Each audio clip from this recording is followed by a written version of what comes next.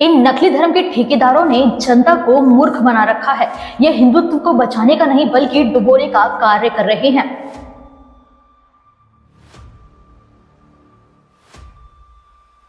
कोई कहता है राम के 5 बाप हैं। एक बात और यहाँ विद्वानों को कहेंगे, राम जी के 5 बाप थे। क्या क्या कहना क्या चाह रहे हैं भैया? कोई कहता है शिव जी देवताओं की कैटेगरी में नहीं आते। एक प्रकार से शिव जी देवताओं की कैटेगरी में नहीं आते हैं। गजब बेइज्जती है। एक प्रकार से शिव जी देवताओं की कैटेगरी में नहीं आते हैं। तो किसी के पास तो रावण का कॉल आ रहा है। एक बार हमारी रावण से बात थी। अच्छा, बात फोन कॉल पर। ठीक है। अब ये मत पूछना कि नंबर क्या था। हुई तो हुई। किसी बाबा ने तो अपने आश्रम को ही कॉमेडी शो बना रखा है। कितने साल के हो? 17 साल। लहंगा काहे पहन रहे हो? लड़कियों वाला? लड़कियां पुरुषों का पैंट पहन रही हैं, पुरुष लड़कियों का लहंगा पहने घूम रहे हैं। और कहीं मानवता की मिसाल देने वाले ये धर्मगुरु आपस में लड़ मर रहे हैं। मत करिए, अब चलिए 4 श्लोक पढ़ लिए भागवत में बता। देखो, वास्तव में हिंदुत्व को डुबोने का कार्य ये फर्जी धर्मगुरु कर रहे हैं। इन्हें खुद ही अपने धर्म ग्रंथों का पूर्ण ज्ञान है नहीं और चले हैं सनातन बचाने। शिव के पिता मंगल हैं। शिव के पिता है ब्रह्मा। शंकर जी के पिता का नाम शंकर ही है। प्रेमानंद महाराज जैसे गुरु तक आक्रोश में आकर दूसरे कथावाचक को नरक में जाने तक का श्राप दे रहे थे। दर्शकों, इन फर्जी कथावाचकों का खुद का तो बेड़ा गर्क है ही और ये जनता का भी बेड़ा गर्क करने पर तुले हुए हैं। कि जब आप लोग ही भ्रमित हैं तो आप लोग हमें कैसे देखने को मिल सकती है। इन नकली धर्म के ठेकेदारों ने जनता को मूर्ख बना रखा है। ये हिंदुत्व को बचाने का नहीं बल्कि डुबोने का कार्य कर रहे हैं। कोई कहता है राम के 5 बाप हैं। कोई कहता है शिव जी देवताओं की कैटेगरी में नहीं आते। तो किसी के पास तो रावण का कॉल आ रहा है। किसी बाबा ने तो अपने आश्रम को ही कॉमेडी शो बना रखा है। और कहीं मानवता की मिसाल देने वाले ये धर्मगुरु आपस में लड़ मर रहे हैं। क्या यही है सनातन? नमस्कार दर्शकों, स्वागत है आपका हमारे इस YouTube चैनल में। दर्शकों, आज की ये महत्वपूर्ण वीडियो हर एक भाई बहन को देखनी चाहिए और खासकर उन अंध भक्तों को जिनको लगता है कि सनातन खतरे में है, पर किसके कारण ये नहीं पता। दर्शकों, हमारे देश में अनेकों बाबा, गुरु, कथावाचक, बड़े बड़े मठाधीश्वर, पीठाधीश्वर मौजूद है, परंतु क्या इनके होने से सनातन पर खतरा टल सकता है? देखो, वास्तव में हिंदुत्व को डुबोने का कार्य ये फर्जी धर्मगुरु कर रहे हैं। इन्हें खुद ही अपने धर्म ग्रंथों का पूर्ण ज्ञान है नहीं और चले हैं सनातन बचाने। ये फर्जी गुरु जनता को बरगलाकर बस पैसे ऐंठने का काम करते हैं। जब लोग इन बाबाओं को सुनते हैं तो वो भी कंफ्यूज हो जाते हैं कि किस पर यकीन किया जाए, कौन गुरु सही है और कौन गुरु गलत। कोई गुरु शंकर जी के पिता मंगल को बताता है, कोई विष्णु जी को शंकर जी का पिता बताता है, कोई गुरु तो ब्रह्मा जी को इनके पिता बताता है। कुछ ऐसे भी गुरु हैं जो ब्रह्मा जी को इनके पुत्र बताते हैं। कुछ ऐसे भी गुरु मौजूद हैं जो इन्हें अजर अमर कहते हैं। भगवान शिव अविनाशी हैं और हमारा मत कहता है कि शंकर जी और भगवान विष्णु जी दोनों एक ही हैं।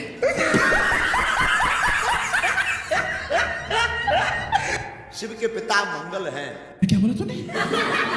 शिव के पिता मंगल है। ऐसे मत बैठो, मेरा दिल बैठा जा रहा है, कुछ तो बोलो।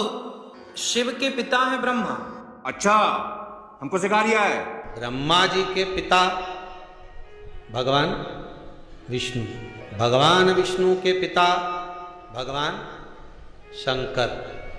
प्रश्न खड़ा हो जाता है कि शंकर जी के पिता, शिव के पिता मंगल हैं। शिव के पिता है ब्रह्मा। लेकिन एक सेकंड, शंकर का पिता कौन है? शंकर आजन्मा। और विष्णु नारायण ये क्या है? ये अजन्मा है। भाई मारो मुझे, मारो मारो मुझे, मारो मारो। नहीं, ये मजाक हो रहा है। एक सेकंड यार, मजाक हो रहा है। शिव को स्वयंभू के रूप में जाना जाता है। स्वयंभू यानी स्वनिर्मित। उन्होंने खुद ही अपना सृजन किया है।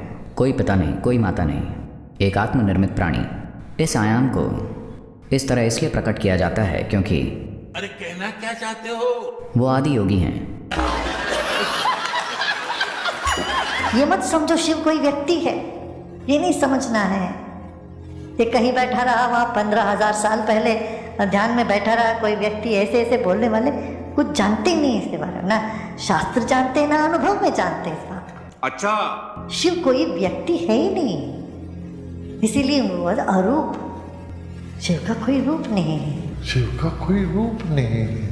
यही नहीं, अभी और सुनिए। उसमें शिव ने आधा शिव आधा विष्णु के रूप में उन्होंने दर्शन दिया भक्तों को। कितने तेजस्वी लोग हैं हमारे पास, कितने शानदार विचार रखते हैं। श्री कृष्ण हमारे पति हैं, बाबा भोलेनाथ और माँ पार्वती हमारे माता पिता हैं।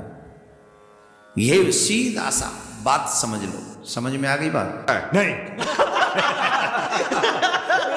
मैं रामकृष्ण का पुजारी हूँ, मेरी धमनियों में है। अल्लाह माफ करे, बहुत मनुष्य लग रहे हो, मत करो, रहने दो, बहुत बुरे लग रहे हो। रामकृष्ण के पिता का नाम पता चलता है। कल कोई पूछ रहा था यहाँ पर पर्ची भेज के शंकर जी के पिता का नाम क्या है। शंकर जी के पिता का नाम शंकर ही है। महादेव के पिता महादेव ही है और कोई नहीं।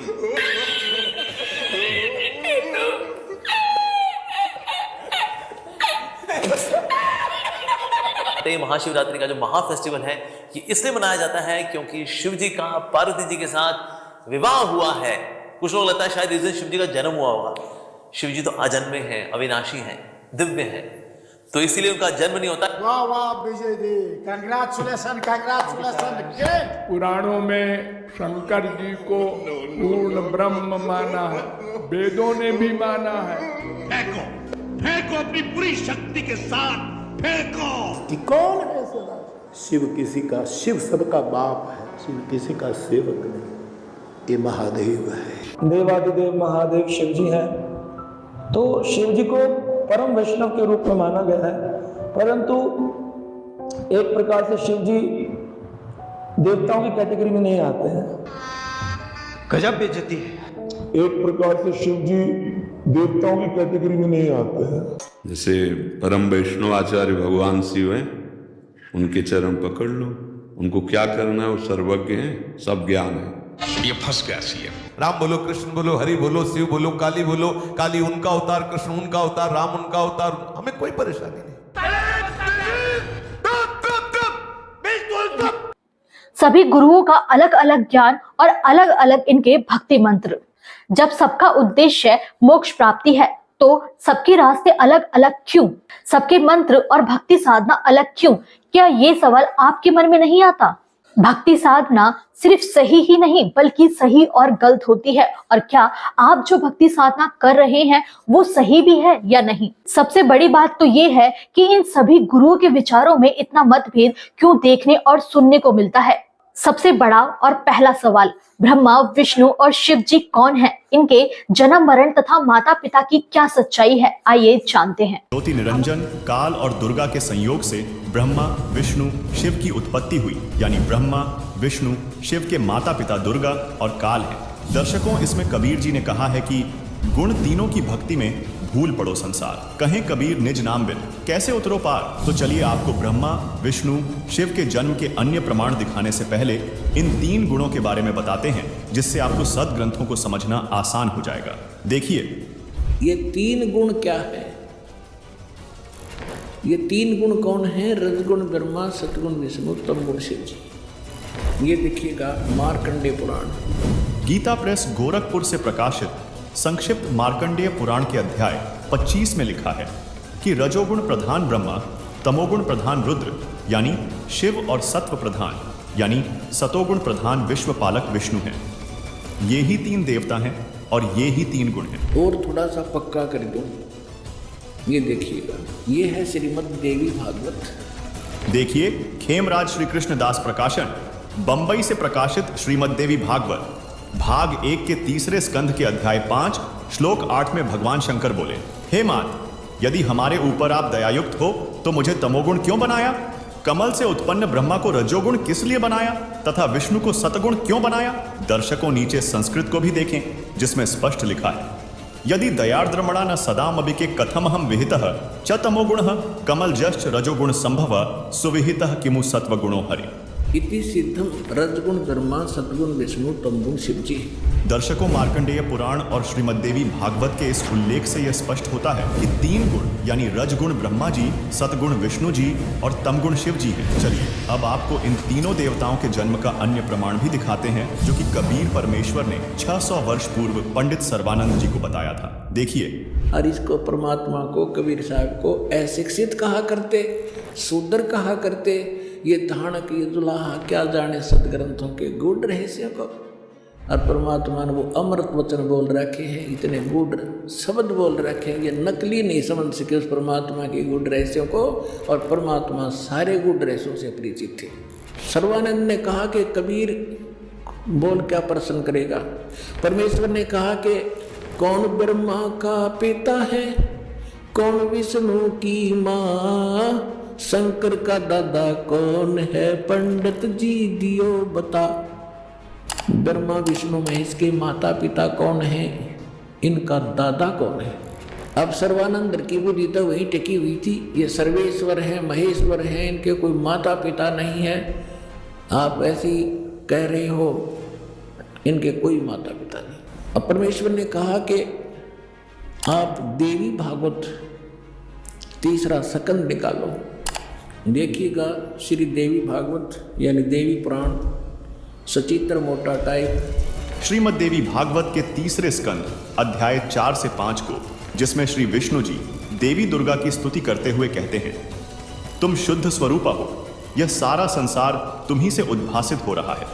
मैं विष्णु, ब्रह्मा और शंकर हम सभी तुम्हारी कृपा से ही विद्यमान हैं। हमारा आविर्भाव अर्थात जन्म और तिरोभाव अर्थात मृत्यु हुआ करता है, अर्थात हम तीनों देव नाशवान हैं। केवल तुम ही नित्य हो, जगत जननी हो, प्रकृति देवी हो।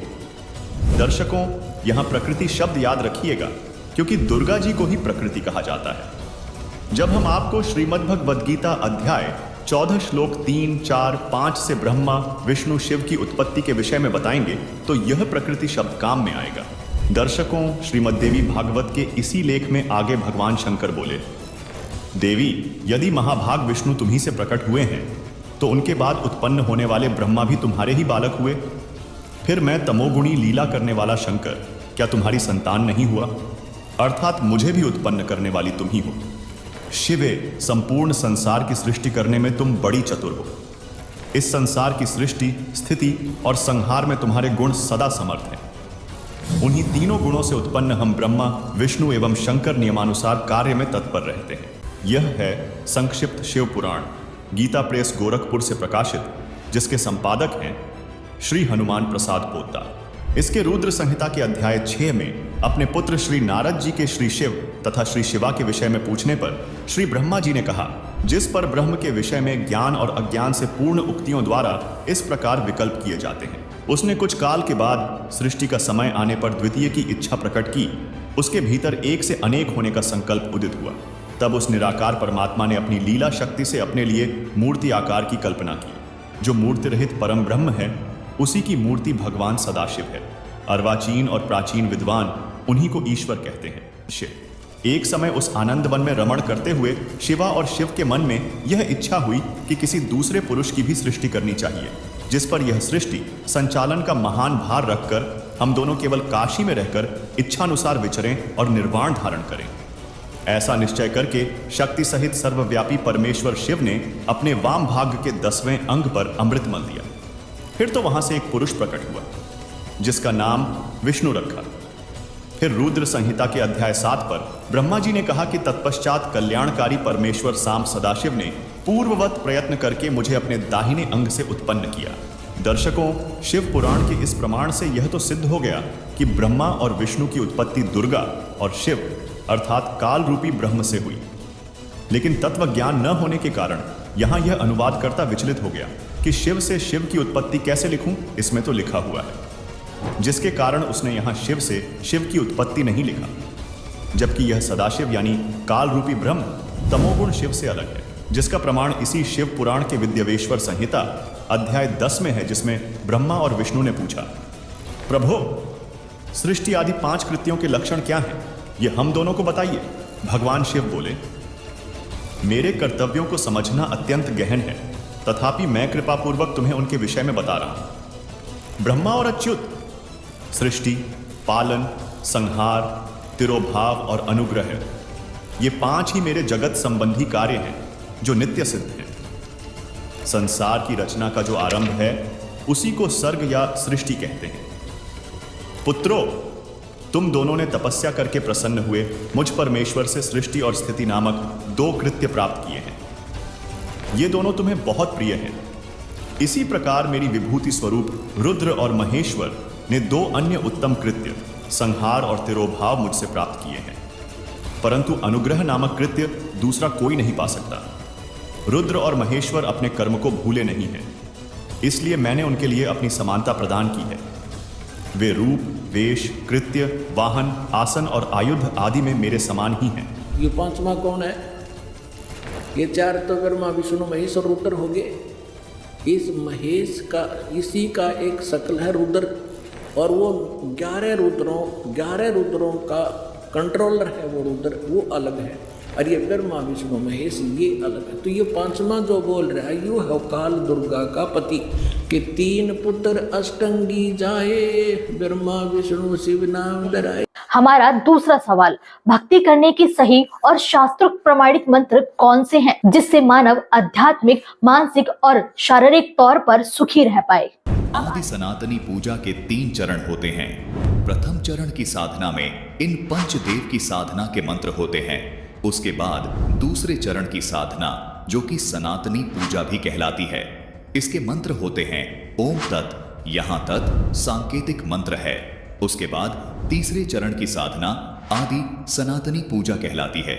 इसके मंत्र होते हैं ओम तत्सत, यहाँ तत् और सत सांकेतिक हैं। भक्ति साधना के इन 3 चरणों को आप इस प्रकार समझें, जैसे प्रथम चरण की साधना, जो कि पंचदेव पूजा है, उसको आप प्राथमिक शिक्षा जानें, अर्थात 5वीं कक्षा तक की पढ़ाई जानें, जिसके पढ़ने से आपको आपके जीवन में केवल आंशिक लाभ प्राप्त होते हैं। लेकिन प्रथम चरण की ये साधना भक्ति मार्ग में बेहद महत्वपूर्ण है।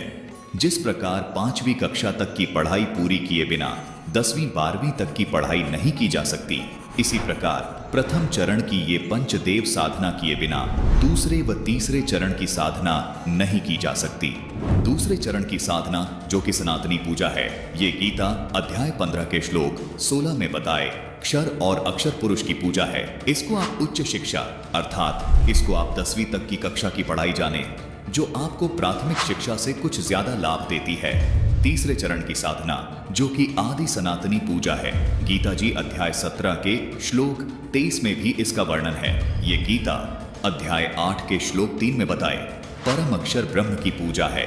इसको आप सर्वोच्च शिक्षा जाने, जो कि आपको सब सुख और लाभ प्राप्त करवाती है। दर्शकों, केवल संत रामपाल जी महाराज ही आध्यात्मिक मार्ग की भक्ति साधना इस प्रकार 3 चरण में पूरी करते हैं। दर्शकों, आपको यहाँ ये भी शंका हो सकती है कि इस 12 अक्षर मंत्र को एक नाम, अर्थात एक मंत्र क्यों कहा जाता है, जबकि ये तो अलग अलग देवी देवताओं के 5 नाम हैं।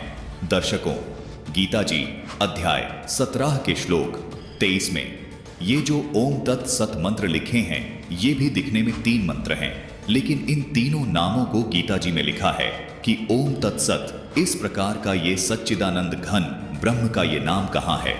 मतलब आदि सनातनी पूजा के तीसरे चरण की साधना का ये एक नाम है। ये 3 नाम मिलकर एक नाम कहलाता है, जिसको संत रामपाल जी महाराज के शिष्य तीसरा नाम अर्थात सार नाम कहते हैं। इसी प्रकार प्रथम चरण की साधना में मिलने वाला 12 अक्षर मंत्र ओम, क्लीम, हरिम, श्रीम और सोहम मिलकर एक नाम अर्थात प्रथम नाम कहलाता है। संत रामपाल जी महाराज वे उनके शिष्य हमेशा इन 12 अक्षर को प्रथम नाम ही पुकारते हैं। इसी प्रकार दूसरे चरण की साधना का ये ओम तथा तत् मंत्र एक ही नाम अर्थात दूसरा नाम अर्थात सतनाम कहलाता है। संत रामपाल जी महाराज के अनुयायी इन दोनों मंत्रों को प्राप्त करने के बाद कहते हैं कि हमें दूसरा नाम अर्थात सतनाम मिल गया है, अर्थात यहाँ 2 नाम मंत्र होने के बाद भी ये केवल एक नाम ही कहलाता है, जिसको सतनाम कहते हैं। इसी प्रकार तीसरे चरण की साधना का ये ओम तत् सत मंत्र मिलकर भी एक ही नाम कहलाता है, जिसे संत रामपाल जी महाराज के अनुयायी सारनाम कहते हैं, अर्थात तीसरा नाम कहते हैं। इसलिए यहाँ दर्शकों को कोई शंका नहीं होनी चाहिए कि इन द्वादश अक्षर मंत्र को एक नाम क्यों कहा है। दर्शकों, ये द्वादश अक्षर मंत्र मिलकर एक ही नाम कहलाता है। संत रामपाल जी महाराज इस प्रकार अपने शिष्यों को सनातनी पूजा के तीनों चरण की साधना का प्रथम नाम, दूसरा नाम और तीसरा नाम देते हैं। संत रामपाल जी महाराज पंचदेव पूजा और सनातनी पूजा के ये मंत्र सन 1994 से और आदि सनातनी पूजा के ये मंत्र 1997 से अपने सभी शिष्यों को दे रहे हैं। अब आइए थोड़ा बात कर लेते हैं राधा रानी पर।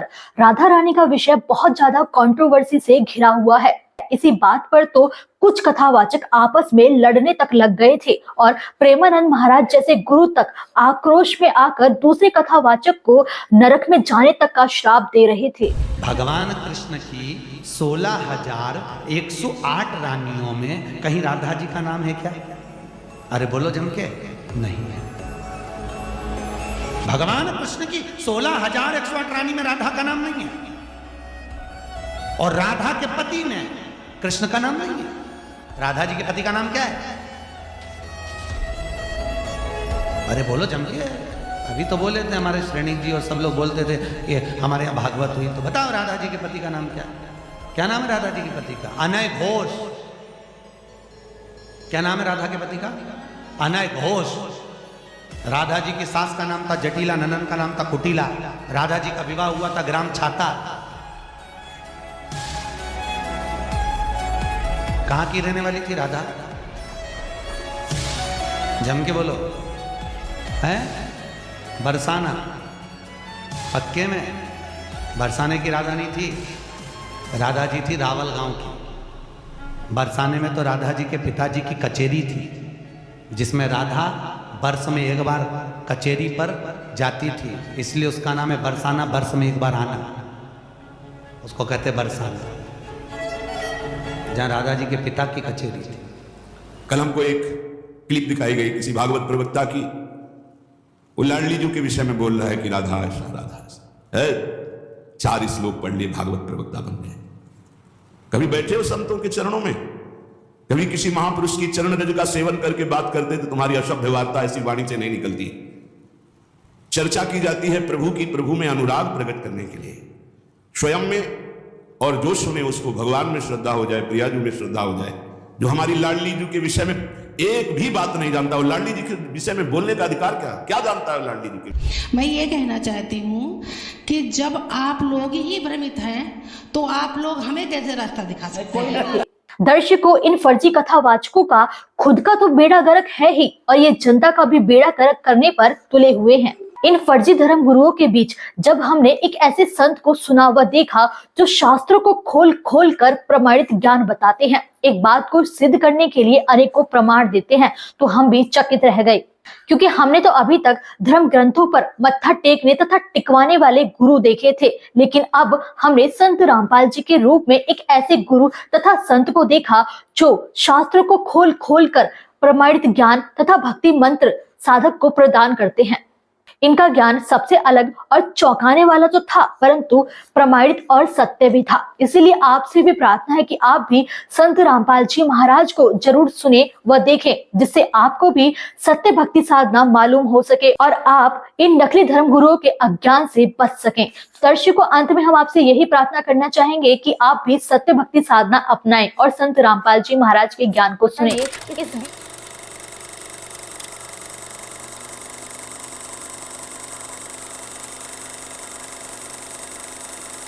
इस वीडियो के बारे में आपकी क्या राय है, हमें कमेंट बॉक्स में जरूर बताइए। अगर आपको ये वीडियो अच्छी लगी हो तो इस वीडियो को लाइक जरूर कीजिए। अगर आप हमारे चैनल पर नए हैं तो चैनल को सब्सक्राइब करके ऑल नोटिफिकेशन को भी ऑन कर लीजिए, जिससे आपको हमारी हर नई वीडियो की नोटिफिकेशन मिलती रहे सबसे पहले। अगर आप हमें फेसबुक पेज पर देख रहे हैं तो हमारे इस वीडियो को लाइक करके फेसबुक पेज को फॉलो कर लीजिए। धन्यवाद।